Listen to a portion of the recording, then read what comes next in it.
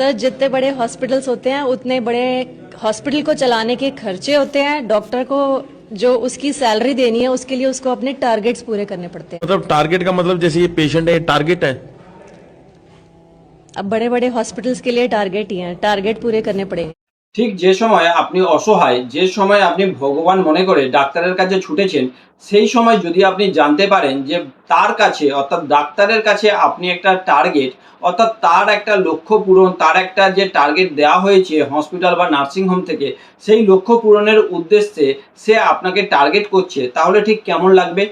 বর্তমান চিকিৎসা পদ্ধতিতে ম্যাক্সিমামটাই এই টার্গেট সিস্টেমে কাজ করছে। অর্থাৎ আপনি যখন ভালো একটা নার্সিং হোম হসপিটালে যাচ্ছেন, আপনি ভাবছেন যে সেখানে গেলে আপনি ভালো চিকিৎসা পাবেন, হতে পারে সেখানে চিকিৎসাটা ভালো হবে, কিন্তু যে প্রয়োজনীয়তা আপনার রয়েছে, যে টেস্টগুলো করার প্রয়োজন রয়েছে বা আপনার যে ট্রিটমেন্টটা অতি সহজে হতে পারে, সেই ট্রিটমেন্টটাকে আরও ডিলে করিয়ে, সেই ট্রিটমেন্টটাকে আরও দীর্ঘায়িত করিয়ে, আপনাকে অ্যাডমিশন করিয়ে প্রচুর এক্সট্রা বিল করাটা এখন আপনি হয়ে যাচ্ছেন তাদের কাছে একটা টার্গেট। এই টার্গেটটা কিন্তু শুধু আমি বলছি মুখে তা নয়, আমার কাছে প্রমাণও রয়েছে। আমি ভিডিওর মাধ্যমে সম্পূর্ণ প্রমাণ আপনাদেরকে দেখিয়ে দেবো এবং আপনারাও এই কথার সাথে সহমত হবেন যে কখনো না কখনো আপনাদের সাথেও কিন্তু এই ঘটনাটি ঘটছে। होता है। आप मेरा एक्सपीरियंस सुनेंगे। जब मैंने प्रैक्टिस शुरू की थी तो मैंने एक बड़ा हॉस्पिटल ज्वाइन किया था। वहाँ मैं ज़्यादा दिन टिक नहीं पाया। उन्होंने कहा सेल जनरेट करो। अब सेल जनरेट करने के लिए ये है कि जो भी आपके पास आया है आपको उसकी जांचें करानी है, MRI करवाना है, ये लिखना है, वो लिखना है। तो वो जब तक जनरेट नहीं होगा तो फिर वो कहते हैं हम कहाँ से आपको सैलरी दें, ये सब करो। फिर मन नहीं माना तो फिर मुझे वो छोड़ना पड़ा। হসপিটাল নার্সিং হোমগুলো আমরা যাই, সেখানেও কিন্তু আপনারা যদি একটু ডিপলি চিন্তা করে দেখেন, তাদেরও একটা খরচা রয়েছে। অর্থাৎ যখন আমরা শপিং মলে যাই, আমরা কিন্তু চিন্তা করি কি যে এখানে যে এই এত লাইট জ্বলছে, এত পাখা চলছে, এত এসি চলছে, অর্থাৎ অবশ্যই এখানে হয়তো কিছু হলেও দাম বেশি হবে এবং সেটা স্বাভাবিক, সেটা কিন্তু হয়ও। সেই রকমই যখন আমরা একটা বড় হসপিটাল নার্সিং হোমে যাচ্ছি, তাদের যে পরিকাঠামো রয়েছে, তাদের যে সার্ভিস দেওয়ার জন্য ডাক্তার, নার্স রয়েছে, তাদের যে পরিকাঠামো রয়েছে, সেইটাকে চালানোর জন্য একটা বিশাল পরিমাণ খরচা রয়েছে। এখন এই খরচাটা তাদেরকে তো তুলতেই হবে। এটা তো একটা টার্গেট তাদের কাছে যে মিনিমাম এই পরিমাণ অর্থ আমাদের যদি ইনকাম না হয় তাহলে এটাকে সুষ্ঠুভাবে চালানো যাবে না। এখন রোগী হোক বা না হোক, সেই প্রেশারটা দেওয়া হয় ডাক্তারদের উপরে। তো ডাক্তারদের উপরে প্রেশার কিরকম দেওয়া হচ্ছে? আপনাদেরকে যদি ভর্তি না প্রয়োজন হয়, জোর করে ভর্তি করতে হবে।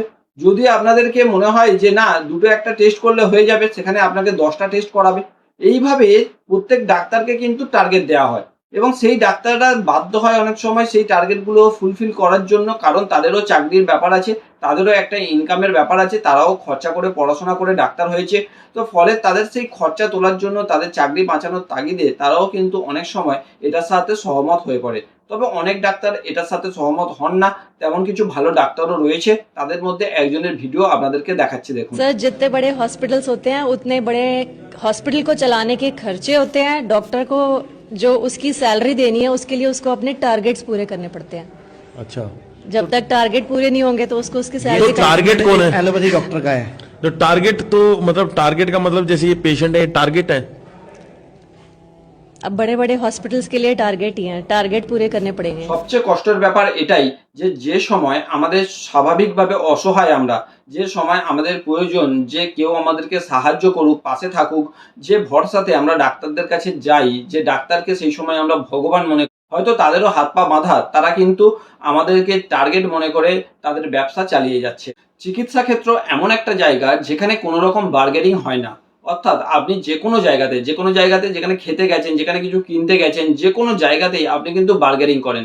যে কেউ যদি বলছে 2000 টাকা দাম, তো আপনি সেখানে চাইছেন 100 টাকা কমাতে, অর্থাৎ সেটা 1900 টাকাতে নিতে। কিন্তু চিকিৎসা ক্ষেত্র এমন একটা জায়গা যেখানে আপনার পকেটে টাকা না থাকলেও, আপনি জানেন আপনার কাছে টাকা নেই, আপনাকে ধার করতে হবে, দেনা করতে হবে, আপনাকে জায়গা জমি বিক্রি করতে হবে, তবুও আমরা কোনো দিনও বলি না যে ডাক্তারবাবু 1 টাকা কম নিন বা এর জন্য অপারেশনটাকে আঁটিয়ে রাখুন। আমরা কিন্তু আমাদের যথাসাধ্য চেষ্টা করি সর্বোচ্চ দিয়ে। তারপরেও যদি আমাদের সাথে এই ঘটনাগুলি ঘটতে থাকে তাহলে সত্যি দুর্ভাগ্য ছাড়া কিছু নয়।